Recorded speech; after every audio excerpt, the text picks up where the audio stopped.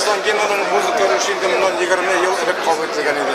Без ул вакытта ук инде гимнның сүзләре дә булырга тиеш дип әйткәндек, әмма ләкин 90-нчы еллар белгәнегезчә шактый бу авыр заман иде. Ул вакытта без әле үзебезнең кая барганыбызны аныклап тормаган булганбыздыр, әмма ләкин без бүген беләбез инде, без кая барабыз, безнең дәүләтчелегебез булырга тиеш, милләтебез чәчәк атырга тиеш, телебез сакланырга тиеш, без дус яшәргә тиеш.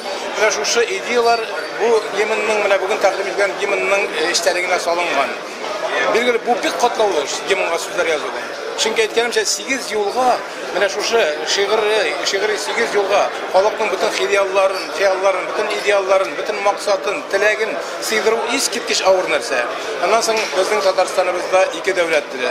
Шуңа күрә гимн һичшиксез 2 телдә булырга тиеш иде. Менә бу яктан караганда да ул шактый уңышлы килеп чыккан.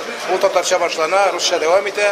Һәм менә бу гимнның булай башкарылуы да безнең республикадагы 2 төп халыкны берләштерер дип уйлыйм мин.